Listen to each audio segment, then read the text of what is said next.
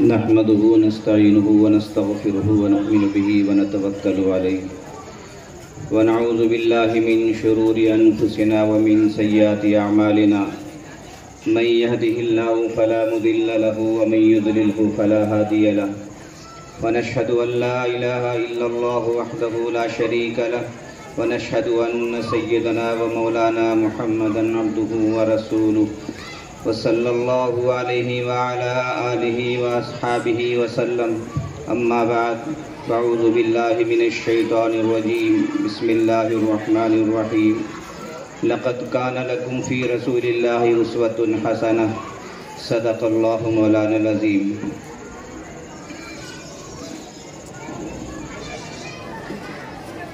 میرے محترم بزرگوں اور عزیز دوستو،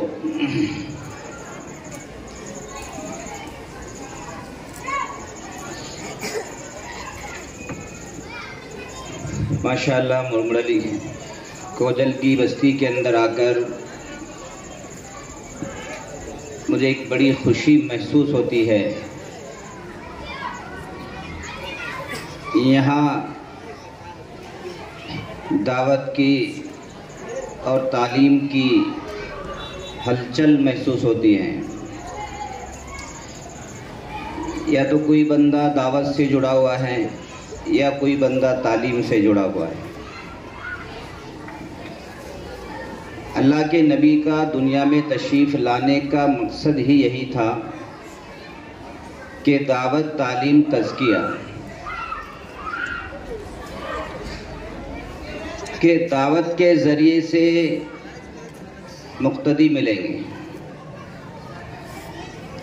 تعلیم کے ذریعے سے، مدرسوں کے ذریعے سے امام ملیں گے، اور تزکیہ نفس کے ذریعے سے وہ لوگ ملیں گے جو ہماری عبادتوں کو قبول کرائیں گے.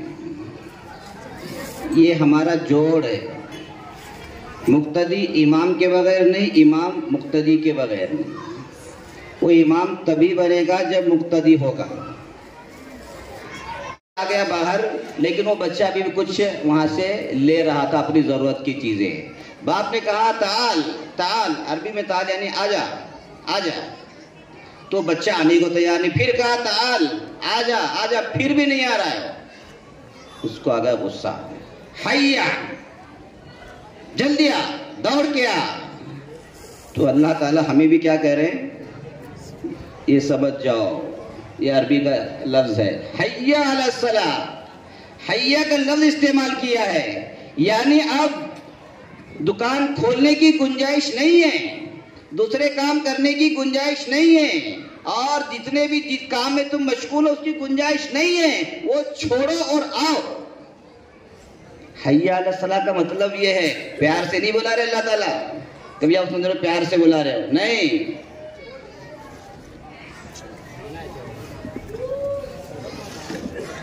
یہ محنتیں اللہ کے نبی کے دور سے، اللہ کے نبی کے صحابہ کے دور سے، تابعین کے دور سے، تبع تابعین کے دور سے ہوتی ہوتی ہوتی ہم کمزور بندوں تک پہنچی ہیں. ہم ایمان کے اعتبار سے بھی کمزور ہیں، اعمال کے اعتبار سے بھی کمزور ہیں، اور طاقت کے اعتبار سے بھی کمزور ہیں. ہم ایک چلہ جا کر کے آ جائیں تھک جاتے ہیں. ہم 3 سال حافظ قرآن مدرسے میں لگا لیں تھک جاتے ہیں. دیکھو جو بڑے ہیں ماشاءاللہ وہ سال لگاتے ہیں، یعنی چلہ لگاتے ہیں، 4 مہینے لگاتے ہیں. وہ لوگ کیا کرتے ہیں بھائی؟ ہم لوگ بیوی کو، بچوں کو چھوڑ کر کے جاتے ہیں. بڑا مجاہدہ ہے. اور مدرسے میں پڑھنے والے بچے کیا کرتے ہیں؟ ماں کو چھوڑتے ہیں، باپ کو چھوڑتے ہیں، بھائی کو چھوڑتے ہیں، بہنوں کو چھوڑتے ہیں، اور اپنے بچپنے کو چھوڑتے ہیں.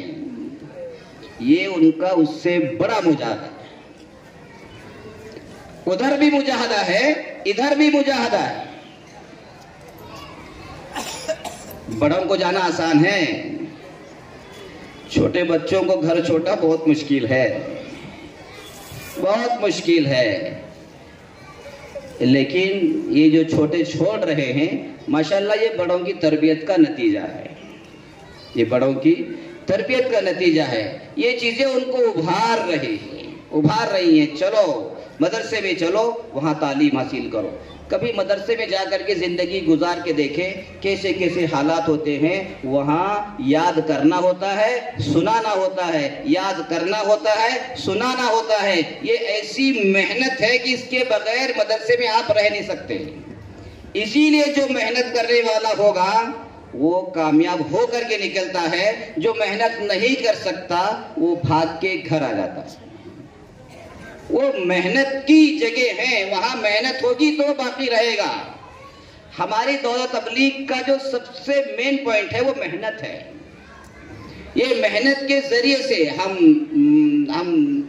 مہینے کے 3 دن لگا رہے ہیں، سال کا چلہ لگا رہے ہیں، زندگی کے 4 مہینے لگا رہے ہیں۔ یہ محنت ہے، یہ محنت ہوتی رہے گی تو یہ دین کیا ہے نہیں اسی طرح سے بڑھتا رہے گا اور امت کو نفع ہوتا رہے گا۔ جس دن ہم محنت چھوڑ دیں گے وہ نفع رک جائے گا، وہ نفع رک جائے گا۔ اس لیے ہمیں یہ بتایا جاتا ہے بھئی محنت اصل ہے، محنت اصل ہے۔ میں کہا کرتا ہوں اگر کوئی غلط آدمی بھی محنت کر لے وہ بھی کامیاب ہو جاتا ہے، یاد رکھیں آپ۔ اگر کوئی غلط محنت کر لے وہ بھی کامیاب ہو جاتا ہے۔ اگر کوئی شرابی ہمارے نوجوانوں پر محنت کرے شراب پینے کے بارے میں، وہ ایسے 10 بچوں کو ضرور شراب کا عادی بنا دے گا جو شراب نہیں پیتے تھے۔ کیوں؟ اس لیے کہ وہ محنت کر رہا ہے۔ محنت کو معمولی نہ سمجھیں، محنت ہوتی رہے گی تو دین بڑھتا بھی رہے گا اور دین کی حفاظت بھی ہوتی رہے گی۔ اسی لیے ہمارے بڑوں نے 27 دن اپنے گھر کے لیے اور 3 دن اللہ کے راستے میں چل کر کے محنت کرنا ہے۔ اس سبق کو بھولنا نہیں ہے جو ہمارے بڑوں نے ہم کو دیا ہے کہ مہینے کے 3 دن لگانا ہے۔ وہ سبق بھول جائیں گے تو پھر سستی ہو جائے گی، پھر وہ چلہ بھی ختم ہو جائے گا، پھر وہ زندگی کے 4 مہینے بھی ختم ہو جائیں گے، پھر جتنے بھی وہ مقامی کام ہے وہ بھی ختم ہو جائے گا۔ ان 3 دن کی وجہ سے سب پر اثر پڑ جائے گا۔ جیسے حفاظ کرام کے لیے جب وہ فارغ ہو جاتے ہیں ان کے لیے ہدایت کی جاتی ہے، آپ کو تراویح بھی قرآن پاک سنانا ہے، اب رمضان کے علاوہ روزانہ 3 پارے پڑھنے، یہ ہدایتیں کی جاتی ہیں۔ جیسے آپ کو 3 دن دیے گئے ہیں ایسے ہی علماء حفاظ کو روزانہ 3 پارے پڑھنے کو کہا گیا ہے۔ ادھر بھی چھوٹ نہیں ہے، جیسے آپ لوگوں کو چھوٹ نہیں ہے ادھر بھی چھوٹ نہیں ہے، یہاں بھی روزانہ 3 پارے پڑھنے پڑیں گے، تب جا کر کے وہ صحیح راستے پر چلتا رہے گا۔ جیسے 3 دن لگانے والا وہ فعال ساتھی ہے، اسی طرح سے روزانہ 3 پارے پڑھنے والا وہ فعال حفاظ میں شمار ہے اس کا۔ تو یہ محنتیں ہماری بڑوں کی یہ ایک طریقے ہیں، ایک اس طرح کے ایک رواج کی چیزیں ہیں، ہمارے بڑوں نے ترتیب بنائی ہے، اسی ترتیب کو ہم سیرت کہتے ہیں۔ اللہ کے نبی نے جو محنتیں کی تھی ہمارے دور کے حساب سے، ہماری آسانی کے اعتبار سے ہم نے ان چیزوں کو اپنایا ہے، لیکن وہی چیزیں ہیں، وہی عقائد ہیں، وہی سنتیں ہیں، وہی فرائض ہیں، وہی واجبات ہیں، لیکن اس کی ترتیب ذرا الگ ہے کہ بھائی ہم اس طرح اپنی سہولت کے حساب سے کریں گے، ہم اپنی سہولت کے حساب سے کریں گے، ہم فلاں وقت کریں گے، ہم فلاں وقت کریں گے، لیکن جو اصل عقائد ہیں، جو اللہ کے نبی کی اصل سیرت ہے، اس میں کوئی تبدیلی نہیں۔ اس لیے ہمیں ہر شعبے کو زندہ کرنا ہے، ہر شعبے کی مدد کرنا ہے اور ہر شعبے کو لے کر کے چلنا ہے۔ اگر ہم اللہ کے راستے میں 40 دن لگا رہے ہیں تو ہمیں اپنے بچوں کو مدرسوں میں بھیجنا ہے، مکاتب میں بھیجنا ہے، یہ ہماری ذمہ داری ہے۔ جیسے سال میں چلہ لگانے کو ہم ضروری سمجھتے ہیں، اپنی تربیت کے لیے، اپنے ایمان کی حفاظت کے لیے ضروری سمجھتے ہیں، اسی طرح سے آنے والی نسلوں اور موجودہ نسل کی ایمان کی حفاظت کے لیے، دین کی حفاظت کے لیے اپنے بچوں کو مدرسوں میں اور مکاتب میں بھیجنے کو ضروری سمجھیں۔ بات لمبی نہیں کرنی، کل مجھے 20 منٹ دیے گئے ہیں، شاید وقت بھی زیادہ ہو گیا ہے، تو ماشاءاللہ ہمارے امیر محترم ہمارے بڑے ہیں ہمارے علاقے کے، ماشاءاللہ ہم ان سے کافی چیزیں سیکھتے رہتے ہیں، ان کے جو اخلاق ہیں، ان کے جو برتاؤ ہیں اور کن لوگوں کے ساتھ کس انداز سے پیش آنا ہے، ہم نے بہت وقت ان کے ساتھ گزارا ہے اور بہت کچھ سیکھا ہے ماشاءاللہ۔ تو ہمارے امیر صاحب نے بھی آخر میں ایک تشکیل کی، بھئی وہ لوگ کون کون اللہ کے راستے میں نکلنے والے ہیں، بہت لوگوں نے ہاتھ اٹھائے، تو اب میں بھی تشکیل کرتا ہوں کہ بھائی اب بولو مدرسوں میں بچوں کو بھیجنے کے لیے کون کون تیار ہے؟ سب بھیجیں گے اور مکتب میں بھی بھیجیں گے۔ دیکھو کوجل کی بستی بہت بڑی بستی ہے اور ماشاءاللہ یہاں پیداوار بھی بہت ہے، یہاں ماشاءاللہ پیداوار یعنی جن سنکھیا بھی بہت ہے۔ یہ بہت بڑی بات ہے، انسان کو اولاد ہو جانا اللہ کی بہت بڑی نعمت ہے۔ یہ اس سے پوچھو جن کی اولادیں نہیں ہیں، جن کی اولادیں نہیں ہیں ان سے پوچھو، وہ سب کچھ دینے کو تیار ہیں، بس انہیں اولاد چاہیے۔ لیکن بس اتفاق کی بات ہے اللہ نے ان کو اولاد نہیں دی ہے۔ حضرت تھانوی نور اللہ مرقدہ نے ایک شادی کی، اولاد نہیں ہوئی، دوسری شادی کی، ان سے بھی اولاد نہیں ہوئی۔ حالانکہ حضرت تھانوی وہ شخصیت ہیں جنہوں نے اولاد ہونے کی دوائیاں لکھی ہیں۔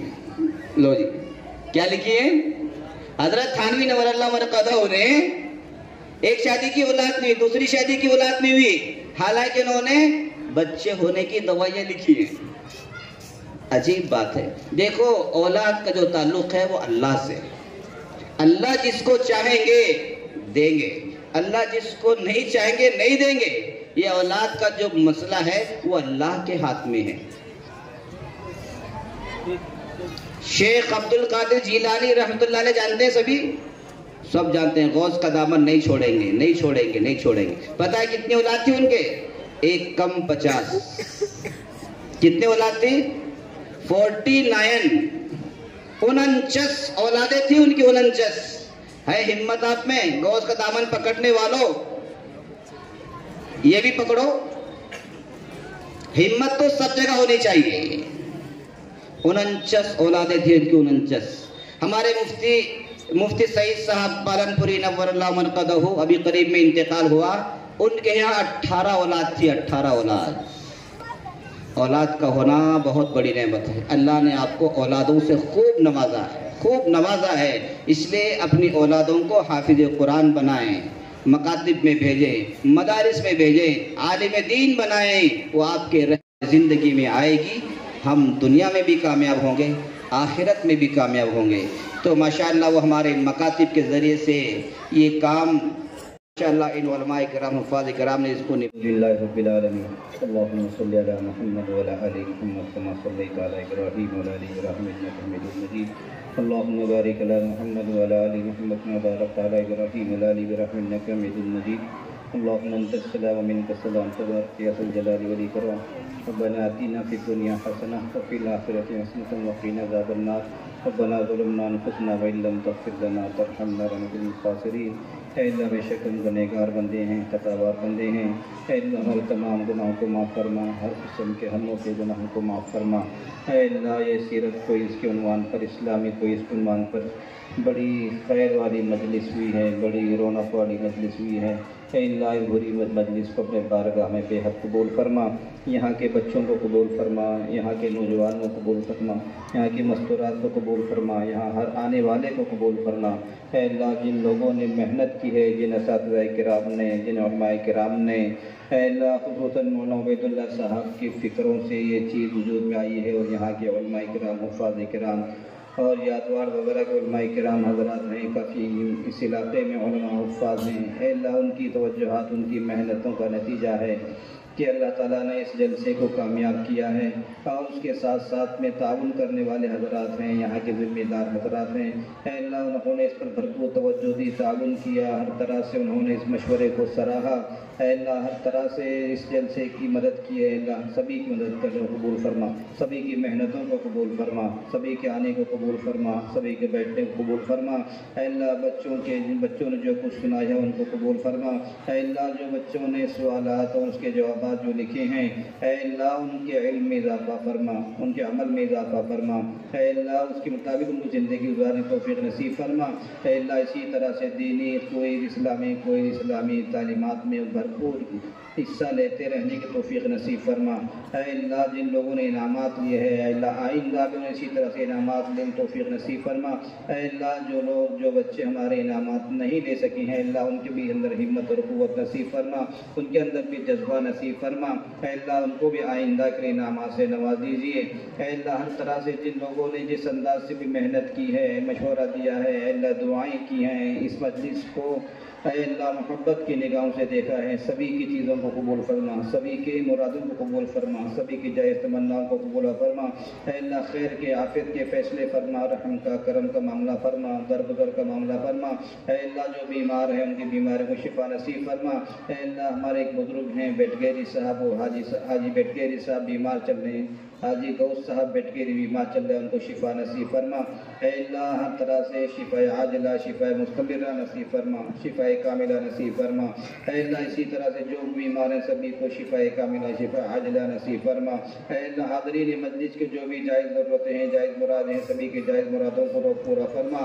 اے اللہ ہماری مائیں بہنیں یہاں آئی ہوئی ہیں، اے اللہ وہ جلسوں میں بہت کم آتی ہیں لیکن بڑے جذبے کے ساتھ بڑی محنتوں کے بعد یہاں آئی ہوئی ہیں۔ اے اللہ ان کے اندر دین کو داخل فرما، سنتوں کو داخل فرما، پیارے نبی حضرت محمد مصطفیٰ صلی اللہ علیہ وسلم کی زندگی سے محبت نصیب فرما، دین سے محبت نصیب فرما۔ اے اللہ ایسے کوئی اس کے اندر مسابقے کے اندر بڑھ چڑھ کر حصہ لینے کی توفیق نصیب فرما۔ اے اللہ جن لوگوں نے دعاؤں کے لیے کہا ہے ان سب کی جائز مرادوں کو پورا فرما۔ اے اللہ اس جلسے کے منتظمین کو، اے اللہ اس جلسے کے تمام جنہوں نے اس جلسے کا انعقاد کیا ہے سبھی کو اس کا بہترین بدلہ نصیب فرما۔ مولانا عبید اللہ صاحب نے جو محنت کی ہے اللہ ان کی محنتوں کو ہر طرح سے قبول فرما، ان کے علم میں عمل میں برکت نصیب فرما۔ اے اللہ ان کے والد محترم آج ہمارے درمیان نہیں ہیں، اگر وہ ہوتے تو بڑے خوش ہوتے اے اللہ، لیکن انہوں نے ایسے ایک صالح اولاد کو چھوڑا ہے، ایک عالم دین کو چھوڑا ہے، انشاءاللہ ان کا ہر عمل کا ثواب ان کی روح کو پہنچتا رہے گا۔ ہم بھی دعا کرتے ہیں کہ اللہ ان کی قبر کو منور فرما، جزائے خیر عطا فرما۔ اے اللہ ہر طرح سے ان کی مغفرت کے بخشش کے فیصلے فرما۔ اے اللہ اسی طرح سے جتنے مرحومین یہاں گزر چکے ہیں، ہمارے بادشاہ بھائی کی اہلیہ گزر چکی ہے، اے اللہ ان کی بھی مغفرت فرما۔ اے اللہ کروڑ کروڑ چین نصیب فرما، سبھی کو جنت الفردوس مقام نصیب فرما۔ اے اللہ اسی طرح سے حاضرین مجلس کی جو بھی جائز ضرورتیں ہیں، جائز مرادیں ہیں، سبھی کی جائز مرادوں کو پورا فرما۔ اے اللہ ہماری دعاؤں کو نبی کریم صلی اللہ علیہ وسلم کے واسطے سے بے حد قبول فرما۔ اللہم ربنا تقبل منا انک انت السمیع العلیم وتب علینا انک انت التواب الرحیم، وصلی اللہ تعالی علی خیر خلق محمد وآلہ واصحابہ اجمعین برحمتک یا ارحم الراحمین، الحمد للہ رب العالمین۔